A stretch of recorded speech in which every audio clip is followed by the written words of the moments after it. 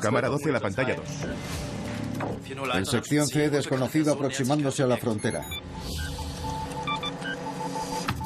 Mujer en C93 acercándose a B94. A todas las unidades, disparen. Érase una vez el sueño de una frontera perfecta, segura, invisible, infranqueable. Un sistema de aviso inteligente que registraba cualquier movimiento. Alta tecnología en lugar de vallas y armas de fuego. Los trabajos de la muralla del futuro comenzaron en secreto en 1983. Era un muro oculto en un seto. Los fugitivos serían inmovilizados con anestesia. La llamaron Muralla 2000. Nunca llegó a construirse. Pero entre 1961 y 1989, Berlín estuvo dividida. Familiares y amigos quedaron separados. Había arrestos en la frontera que atravesaba la ciudad. Algunos recibieron disparos al intentar cruzarla. El muro de Berlín fue una realidad de la Guerra Fría durante más de un cuarto de siglo. Piedra a piedra, la construcción del telón de acero.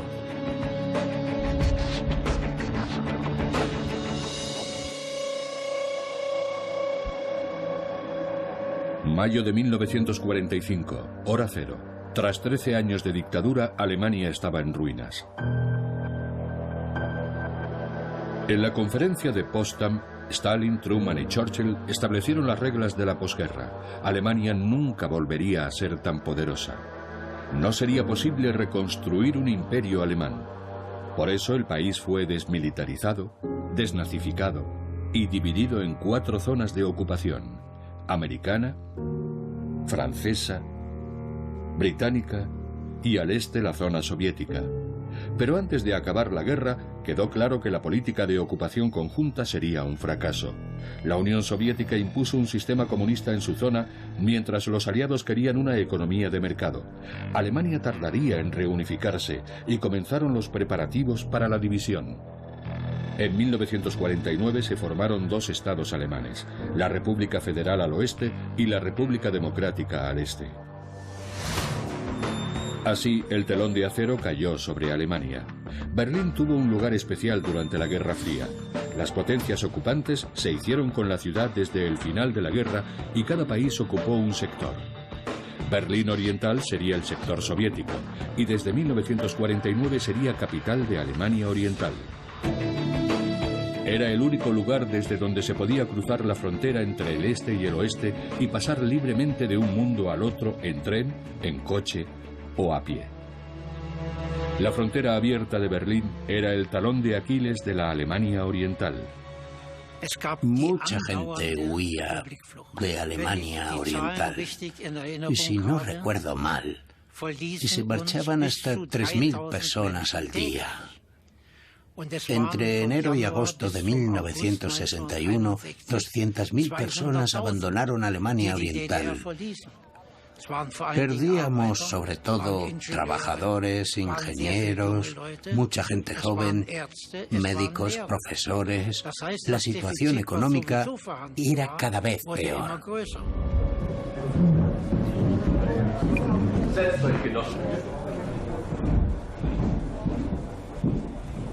A principios del verano de 1961, Alemania Oriental amenazaba con derrumbarse. Pero todavía quedaba una carta por jugar. Camaradas, conocen nuestra precaria situación. Necesitamos urgentemente un plan de acción. Los comités secretos de planificación llevan semanas trabajando en la división definitiva de Berlín. Primero, camaradas, nos centraremos en los puntos estratégicos más importantes. Aquí, aquí, aquí y aquí. 3 millones de personas habían abandonado Alemania Oriental y seguían saliendo todos los días. Era como una vía de agua. ¿Era posible dividir toda una ciudad? La decisión se tomó en Moscú. El líder de la Unión Soviética, Nikita Khrushchev, mandó sellar la frontera en Berlín Oriental. No quería poner en riesgo a Alemania Oriental, un estado comunista aliado. Si no podía dominar todo Berlín, al menos dominaría la mitad. Señores, la situación es la siguiente. Los preparativos quedaron en manos de miembros del Ejército Popular, de la Policía y del Servicio Secreto de Alemania Oriental, la Stasi, quienes se encargarían de la operación mientras los soviéticos trabajaban en segundo plano.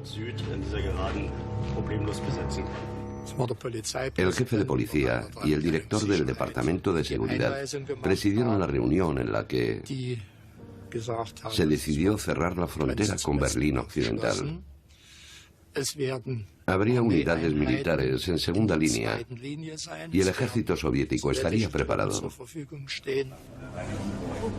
El plan era ejecutar una operación secreta con 20.000 efectivos uniformados de toda Alemania Oriental en pleno centro de Berlín, el epicentro de la Guerra Fría.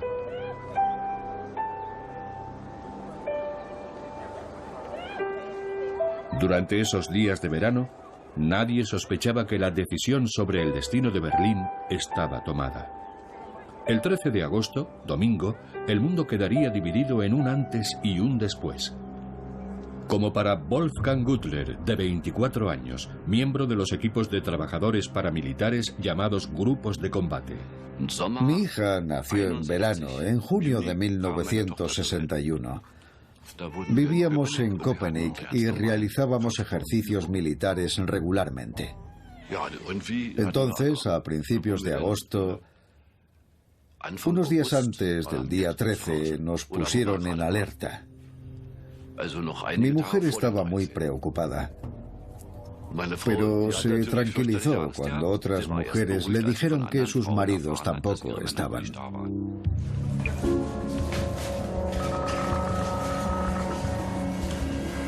Secreto absoluto, numerosos efectivos y el apoyo de la Unión Soviética hacían posible el bloqueo.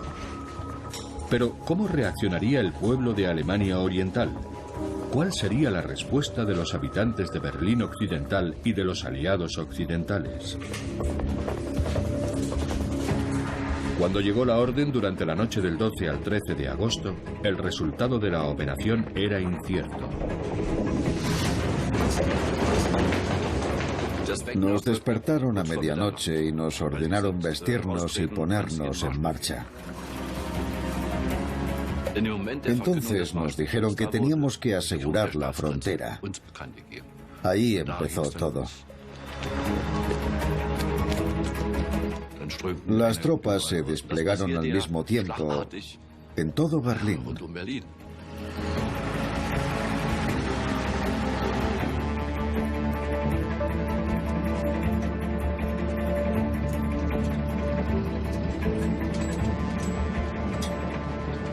Por supuesto, nos preguntábamos cómo iban a hacerlo. Todo Berlín. Nos parecía algo imposible. La frontera medía 43,5 kilómetros y atravesaba la ciudad. Y habría que cerrarla herméticamente. A la 1:30 de la mañana se pararon todas las rutas de tren y de metro que se dirigían al oeste. Las 81 calles que atravesaban la frontera eran puntos estratégicos. También tenían en el punto de mira muchos canales y puentes tanto del centro como de las afueras, como el puente de Glienicke entre Potsdam y Berlín Occidental.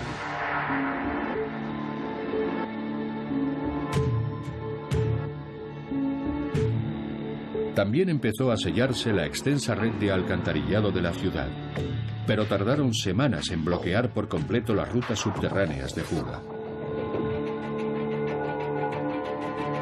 El primer muro fue humano, sustituido metro a metro por alambre de espinas y postes de hormigón.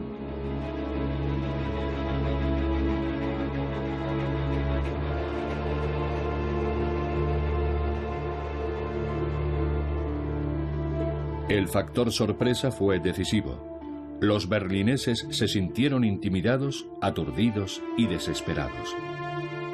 Las noticias sobre lo sucedido provocaron la indignación. Cientos de habitantes de Berlín Occidental se reunieron junto a la frontera reclamando respuestas. Varios agitadores se acercaron a la puerta de Brandenburgo y empezaron a escupir a la policía de frontera y a los antidisturbios. Yo les dije a mis hombres, ¿para qué son las bayonetas? Que se vean. Cada vez que alguien se acercaba, le enseñaban la bayoneta. Eso funcionó y la situación se tranquilizó. Sin embargo, nadie tenía interés en empeorar las cosas. El presidente estadounidense John Fitzgerald Kennedy dijo, no es una solución muy elegante, pero un muro es mejor que una guerra. El presidente de Alemania Oriental, Walter Ulbricht, podía estar satisfecho. Pero el verdadero cerebro de la operación era Erich Honecker, el responsable de seguridad. No sabíamos que existía esa unidad dirigida por Erich Honecker. Después del 13 de agosto, se corrió la voz de que Erich Honecker siempre estaba presente. Creo que eso le hizo ganar autoridad entre las Fuerzas Armadas y el personal de seguridad. Visto en perspectiva, ese fue su gran logro.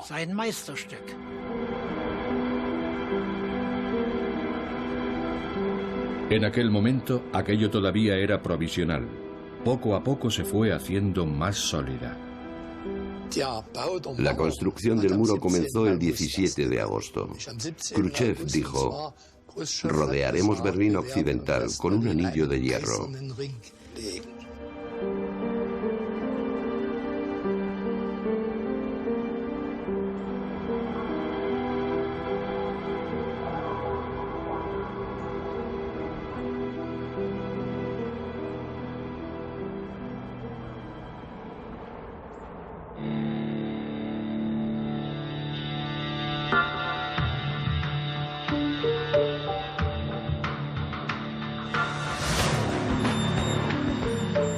En algunos puntos del centro de Berlín era prácticamente imposible conseguir una protección fiable de la frontera. Uno de los puntos problemáticos era la Bernauer Straße en el distrito Mitte. Aquí, el sector oriental acababa justo en la puerta. La acera ya era del sector francés occidental. Los soldados de Alemania Oriental no podían pisarla. Estaba prohibido superar el límite incluso por 1 centímetro. La policía de Berlín Occidental y los soldados franceses no bajaban la guardia. Los soviéticos habían dado instrucciones claras. No podía haber incidentes fronterizos en ningún caso. Algunos habitantes de Bernauer Straße aprovecharon lo que parecía la última oportunidad para huir. Los responsables de la frontera tenían que actuar.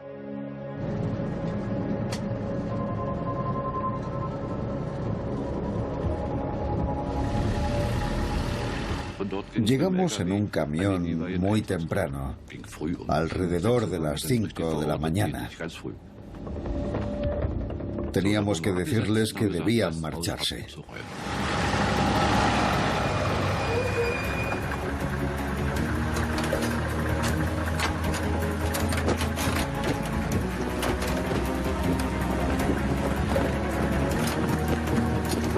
Las casas de Bernauer Straße ponían en peligro la seguridad de la frontera. Los grupos de combate de la clase obrera tuvieron que desahuciar a sus vecinos. ¡Vamos! ¡Llamad a todas las puertas!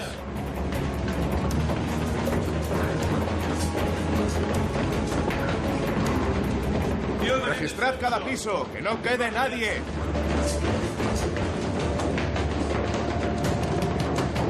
¡Abran la puerta! ¡Vamos, abran! Vístanse. Vamos. Tienen que salir ahora mismo. Nunca olvidaré ese momento. Casi todos lloraban. Estaban muy afectados. Tras una conversación muy agitada, entendieron que no podían hacer nada. Tenían que obedecer. Pudieron llevarse una pequeña bolsa con su documentación y algunos objetos personales. No sabían dónde iban. Estaban aterrorizados.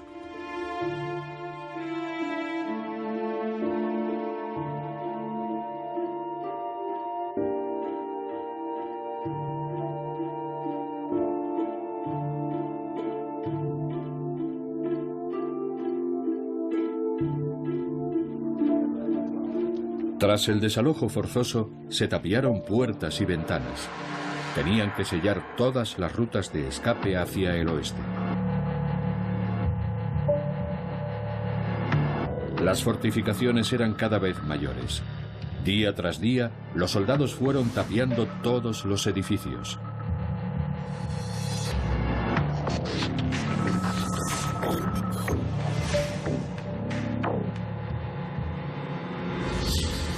Tiendas, bares e incluso la iglesia de Bernauer Straße, la iglesia de la Reconciliación, pasaron a formar parte de las fortificaciones.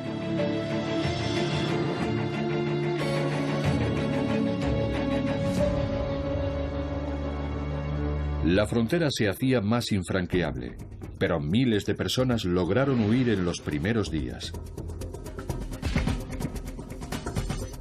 Los subfusiles y los fusiles estaban descargados.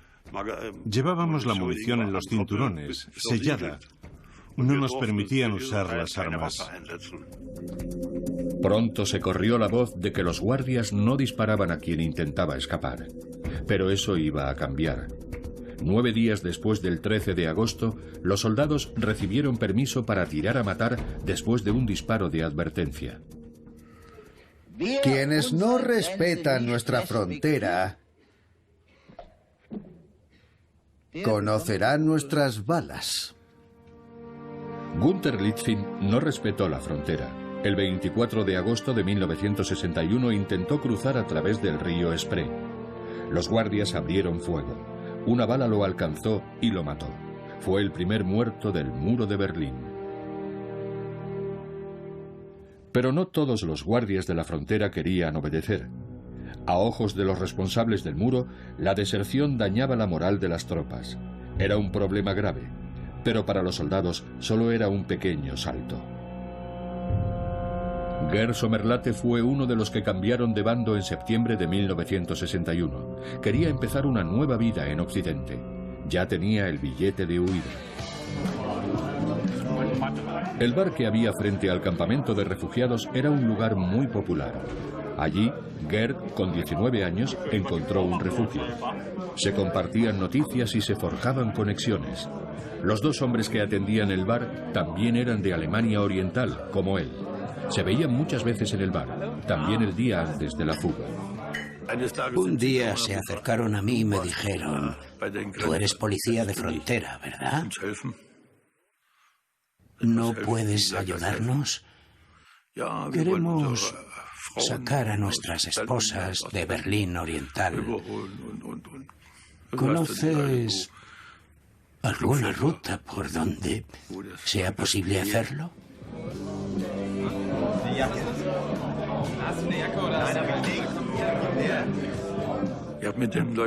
Yo no tenía nada que ver con ellos. Estábamos hablando y ellos me contaban su historia. Yo no sospechaba nada. No sospechaba que pudiese haber nada más.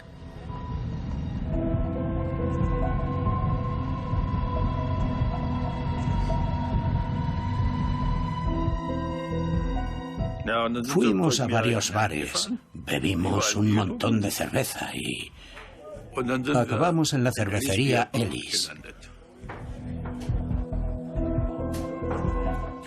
Yo quería irme a casa. Salía al día siguiente y no quería perder el avión. Ellos también se fueron.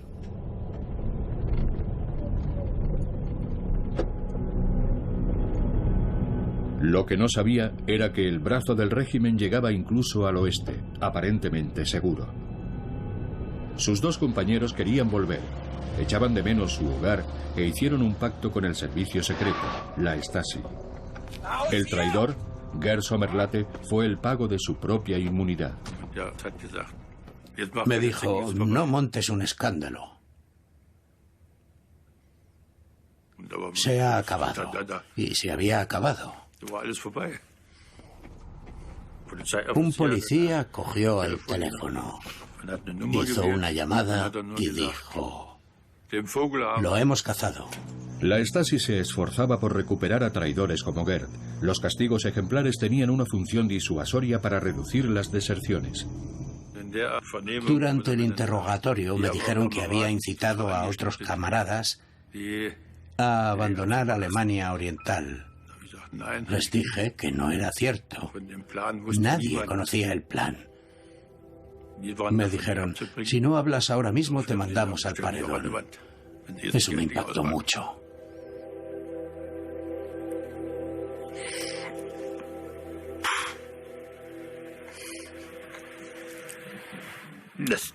Fue como un jarro de agua fría. Un gran shock. Me metieron en una celda del sótano. Durante varios días. Estaba completamente a oscuras. Entonces me interrogaron de nuevo. Me amenazaron de nuevo con usar diferentes métodos. Me presionaron mucho y dije cosas.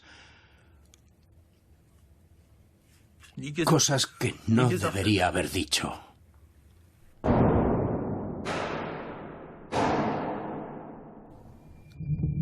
Gerd Sommerlatte incriminó a 7 compañeros. Nunca supo qué fue de ellos.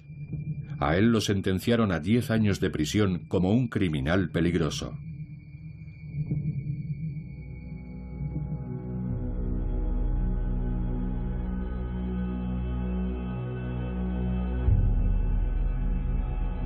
En junio de 1963, el presidente Kennedy visitó Alemania Occidental. El momento cumbre del viaje fue su visita a Berlín Oeste y el discurso que pronunció. Con su famoso "Yo soy berlinés", confirmó que la isla de libertad de Berlín Oeste tenía el apoyo de los Estados Unidos.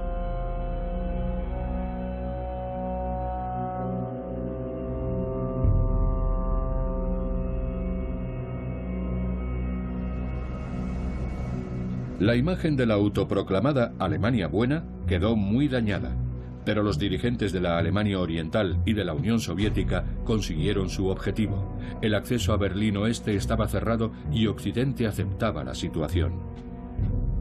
Los responsables de la frontera centraron su atención en el resto de la división entre las dos Alemanias. Creían que mucha gente iba a intentar escapar. El alambre de espinas y los guardias no eran suficientes para una frontera de casi 1.400 kilómetros. Y no era posible construir una muralla tan larga.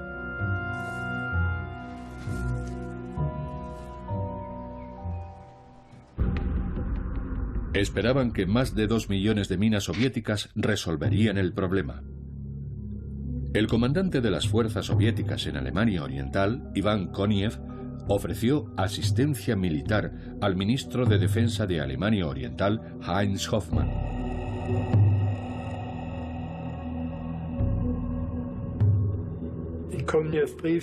La carta de Koniev explicaba claramente cómo colocar las minas. En los lugares con más incidentes, habría 2 filas de minas activas y una de minas inactivas. En la otra dirección, 2 filas de minas inactivas y una fila de minas activas. Esto demuestra hasta dónde la Unión Soviética era quien tomaba las decisiones estratégicas.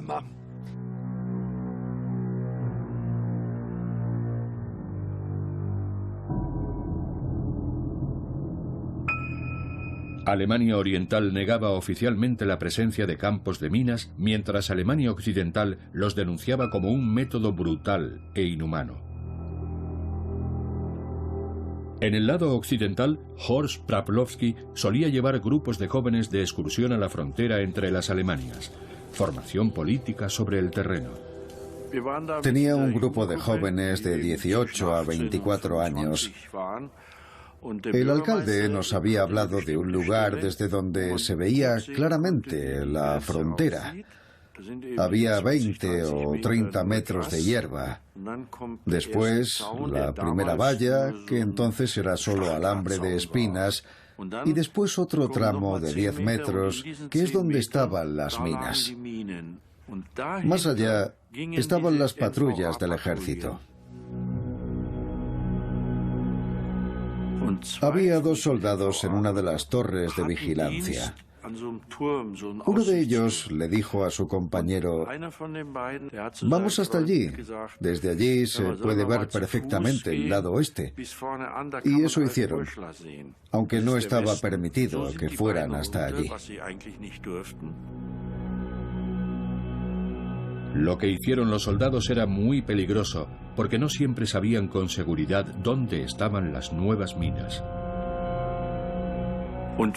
Estábamos en un claro del bosque. Yo estaba hablando de la frontera y de las minas con los chicos. Entonces, uno de mi grupo dijo: mirad, ahí vienen 2 guardias de frontera de Alemania Oriental. Cruzaron la frontera para hablar con alguien del lado oeste. No sabían que había minas en esa zona. De lo contrario, no habrían pasado por ahí. No lo sabían. Pasaron y no sucedió nada. Traían cerveza y les dimos tabaco. No teníamos bebida, así que compartieron la suya con nosotros y hablamos durante unos 10 minutos. Los soldados se marcharon. Nosotros ya nos estábamos marchando también cuando explotó la primera mina. Todos corrimos hacia allí. Sabíamos que era territorio de la Alemania Oriental. ¿Qué podía pasarnos? Pero cuando pidieron ayuda, no lo pensamos y fuimos corriendo. Los jóvenes que venían conmigo bajaron una escalera de la torre de vigilancia, la usamos como camilla y nos llevamos al herido como pudimos.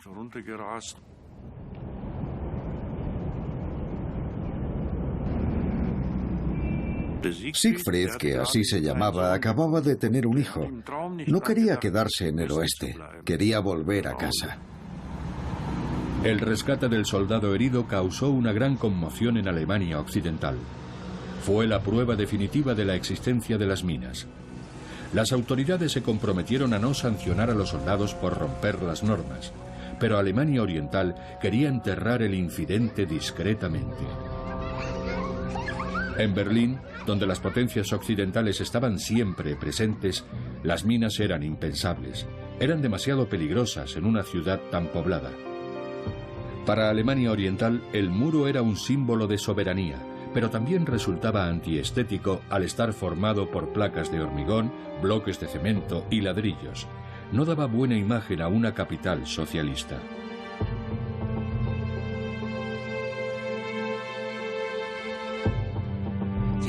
La frontera debía ser bonita. Queríamos una ciudad agradable. ¿Por qué no tener también una frontera bonita? En 1966 comenzó la construcción de un nuevo muro con impacto visual positivo. Una completa infraestructura fronteriza. Un primer muro. Una valla con alarmas, pinchos de metal, torres de vigilancia, una zanja para vehículos y después un nuevo muro con una altura de 3 metros. Por la noche, la frontera iluminada se veía incluso desde el espacio. Para minimizar el número de incidentes en el muro, se asignaron más guardias. Casi todos eran muy jóvenes, en el comienzo de su vida adulta. No me importaba el ejército ni esas cosas. Sabía que eran solo 18 meses. Preferiría no haber hecho el servicio militar, pero no tenía valor para declararme insumiso ni objetor de conciencia, porque me preocupaba no poder matricularme en la universidad si lo hacía. Así que acepté hacerlo durante 18 meses. De repente, Gerhard Müller se enfrentó a una situación inesperada.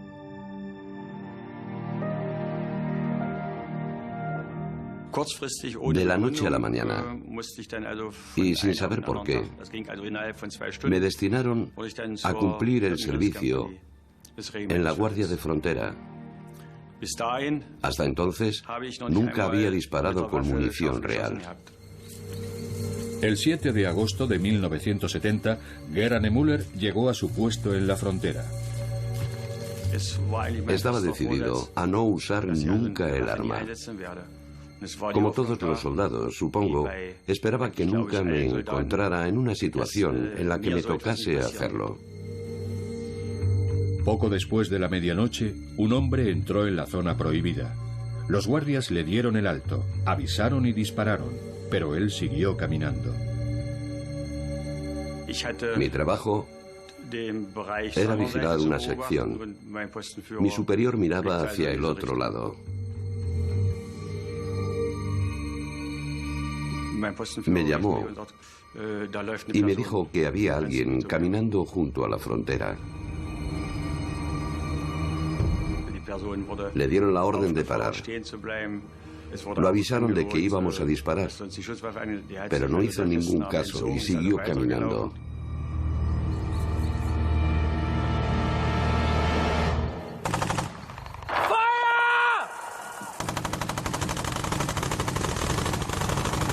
Seis guardias dispararon en total 176 balas. Una de ellas fue mortal. No me sentí culpable, pero estaba decepcionado conmigo mismo por disparar. Me sentí así durante mucho tiempo. Me sentía como un cobarde por no haberme negado a disparar. Llegamos a la sala de guardia. Me senté a la mesa y empecé a llorar. Mi superior también estaba muy afectado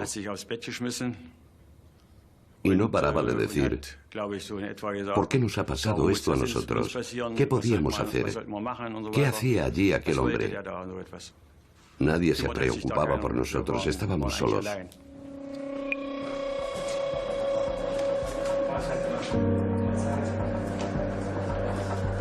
La Stasi asumió el caso.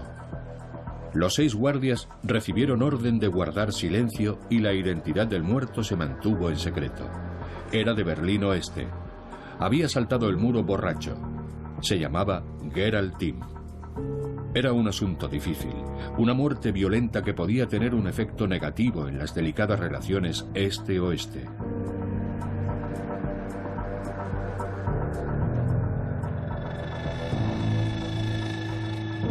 En el oeste, nadie relacionó la desaparición de Geraint Timm con los disparos, así que el este decidió mantener la muerte en secreto.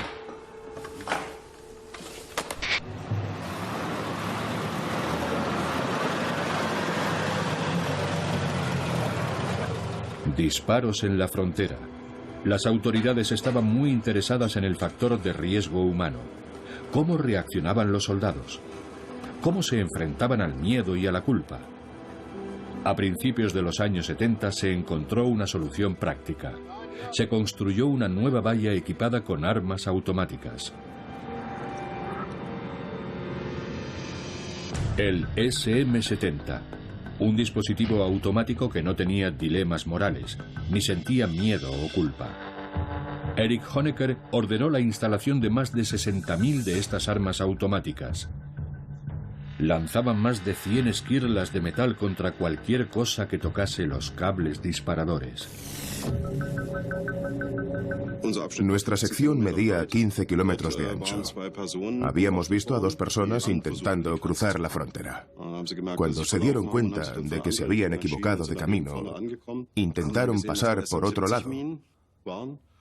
Fue entonces cuando vieron los SM-70 que había instalados. Y entonces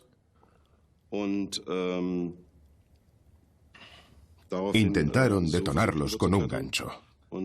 No lo lograron, así que intentaron trepar. Entonces uno de ellos pisó una mina y explotó. Perdió la pierna.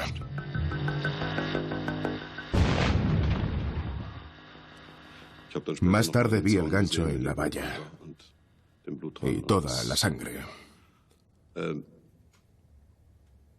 Puede sonar extraño, pero mi primer sentimiento no fue la compasión. No sentía lástima por otro ser humano. Era una imagen horrible. Pero mi primer pensamiento fue: ha cruzado.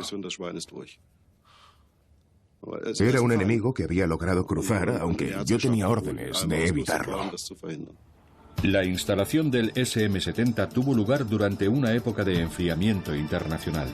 Estados Unidos y la Unión Soviética acordaron una tregua en la Guerra Fría. Los dos estados alemanes tuvieron un ligero acercamiento. Alemania Oriental aprovechó para conquistar la diplomacia mundial. Entre 1972 y 1974, los estados occidentales abrieron embajadas en Berlín Este. Los incidentes fronterizos con munición real eran noticia en todo el mundo siempre que se producían y servían para presentar a Alemania Oriental como un estado inhumano e injusto. Por eso era tan importante tener el menor número de incidentes posibles de este tipo. Acuerdos de Helsinki, 1975. Erich Honecker se sentó entre el canciller de Alemania Occidental, Helmut Schmidt, y el presidente de Estados Unidos, Gerald Ford. Aunque Honecker se comprometió a respetar los derechos humanos y muchos ciudadanos de Alemania Oriental confiaban en tener libertad de movimiento, ya se estaban realizando pruebas para el nuevo muro. Lo hemos atravesado muchas veces. Los sujetos de prueba tenían entre 19 y 25 años y estaban en buena forma.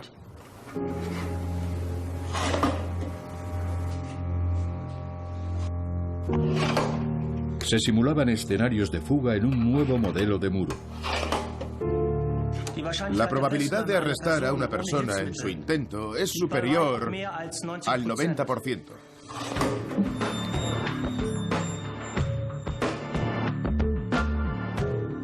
Sus diseñadores creían que el nuevo muro, de 3,5 metros de altura, era casi infranqueable. Además, necesitaba poco mantenimiento y estaba construido con paneles fáciles de fabricar.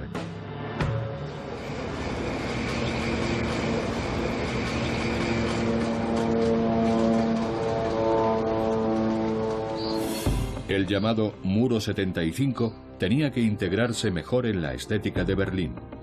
Para mejorar su aspecto visual en su cara occidental, los paneles de hormigón se pintaron de blanco en lugar del monótono gris. Al este, el color blanco tenía otra función. Los intentos de fuga se veían mejor con un fondo blanco. Pero muy pocos llegaban a la zona fronteriza. El 95% eran arrestados antes. Los guardias detectaban a los que se acercaban. A partir de 1983 se retiraron los dispositivos de disparo automático y las minas a cambio de una inyección de capital de Alemania Occidental. Alemania Oriental atravesaba una grave crisis financiera. Sin la entrada de divisas estaban al borde de la quiebra. Una semana no dormí más de 5 horas en total. Tenía los nervios a flor de piel. Y dije que si seguíamos así, me iría a desayunar a Wiener Schmieden, la primera ciudad al otro lado de la frontera, que estaba amenazando con desertar. 2 horas más tarde me destinaron a otro lugar y no volví a ver a mis compañeros de la frontera. A pesar del desarme en la frontera entre ambas Alemanias, el sistema se seguía reforzando, sobre todo en Berlín. Una franja despejada recorría la ciudad diseñada para que los guardias tuviesen buena visibilidad para disparar si era necesario. Me citaron para una reunión con Erich Honecker. Me mostró un libro con imágenes de estructuras en Berlín Este, desde depósitos de agua hasta el aeropuerto de Schönefeld. En cada una de ellas me preguntaba, ¿es necesario? ¿La ciudad necesita esto? Entonces yo le decía, no, eso ya no hace falta. El depósito lleva años cerrado. Entonces decía, muy bien, podemos demolerlo. Una de esas estructuras fue la Iglesia de la Reconciliación. Ya no se usaba, así que cayó víctima de la operación.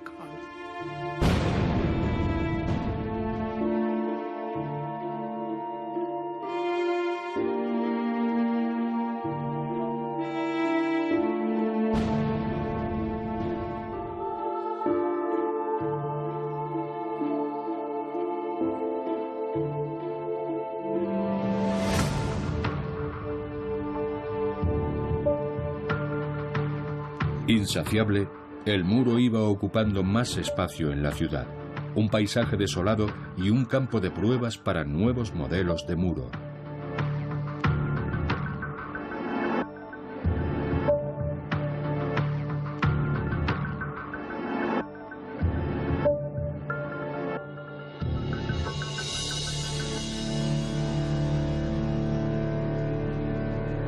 Los expertos llevaban años trabajando en un nuevo muro. Buscaban una solución para hacer una frontera infranqueable sin disparar ni matar a los fugitivos. El objetivo no era humanitario, sino parte de una estrategia. Cada muerto en la frontera era un golpe para la reputación internacional de Alemania Oriental. A partir de 1983, un grupo de trabajo coordinó la planificación de la frontera tecnológica. Más de 30 centros de investigación de Alemania Oriental desarrollaron prototipos para el Muro 2000. Exploraban todas las posibilidades: infrarrojos, microondas, dispositivos de localización, detectores de vibración, campos de sensores. La idea no era nueva.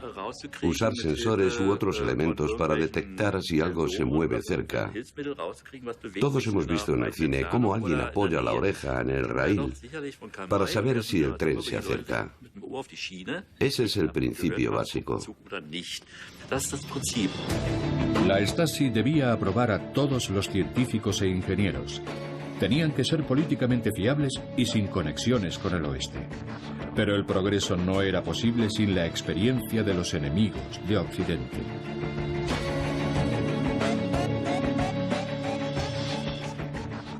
El resultado dependía de un nuevo instrumento que podía comprarse en Alemania Occidental. Yo lo conocía y le pedí a mi madre, que tenía autorización para cruzar la frontera, que me trajese un sistema Z80. Me lo trajo y construí mi primer prototipo, que funcionaba muy bien. Fue el modelo de todos los demás instrumentos, porque el sistema Z80 no se encontraba en Alemania Oriental.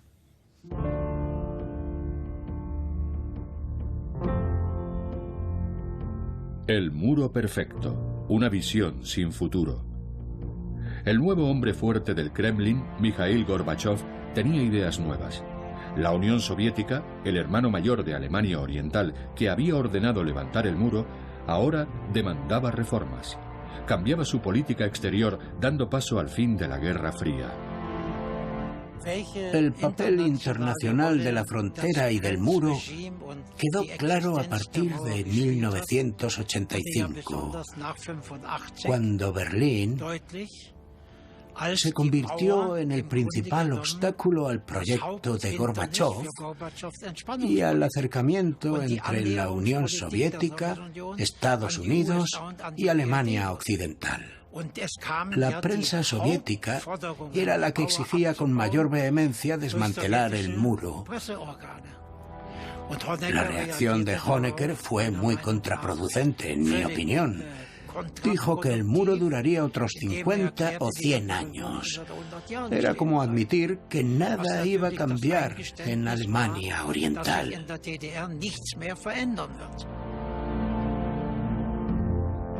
Alemania Oriental, 28 años después de la construcción del muro. Un país paralizado. Un estado moribundo.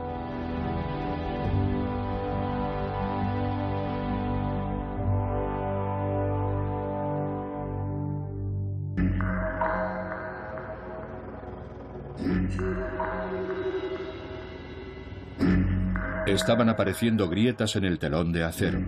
La gente abandonaba su hogar, primero a través de Hungría, después desde Varsovia y Praga.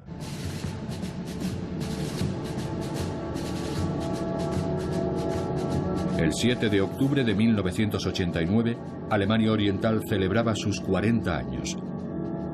Pero se había acabado el tiempo del socialismo en el estado de los obreros y los campesinos. Honecker se negaba a aceptarlo y quería defender a Alemania Oriental por todos los medios, incluso con tanques y fusiles. El Estado se enfrentaba a la mayor crisis. Cada vez más gente demandaba cambios. Querían democracia y libertad.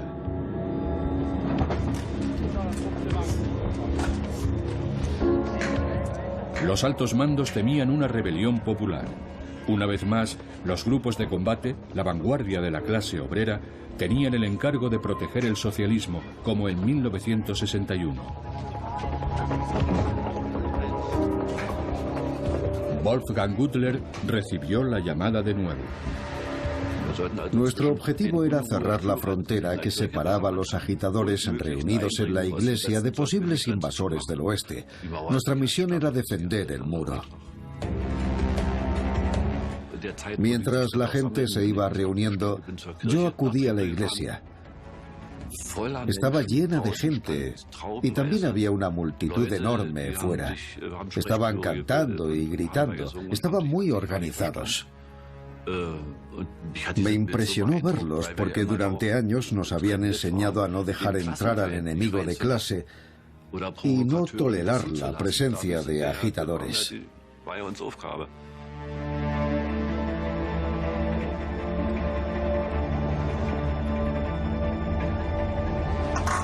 Volví y ordené a mi unidad que dejasen toda la munición en el camión. No debíamos causar ningún daño. La gente que acababa de ver no eran enemigos de clase. Eran ciudadanos de Alemania Oriental que ya no toleraban la situación.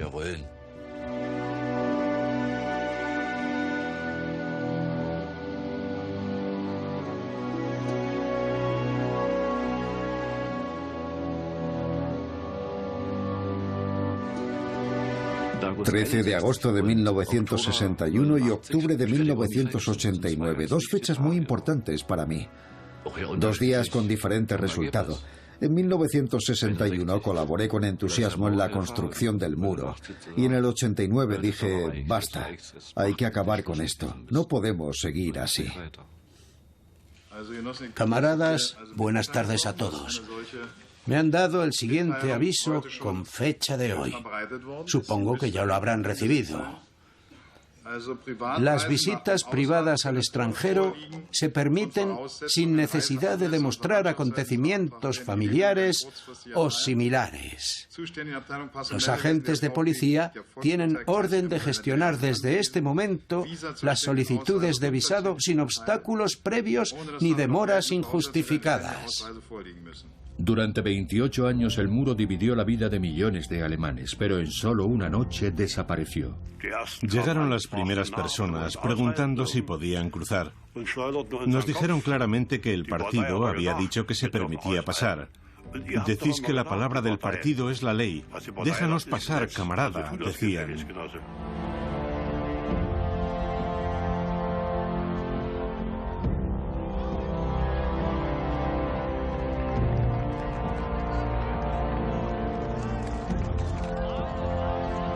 De repente era como un abismo. Estábamos preparados para un cambio en el país. Sabíamos que habría cambios políticos y en la estructura del partido. Pero no estábamos preparados para ver cómo todo el sistema se desmoronaba en un instante.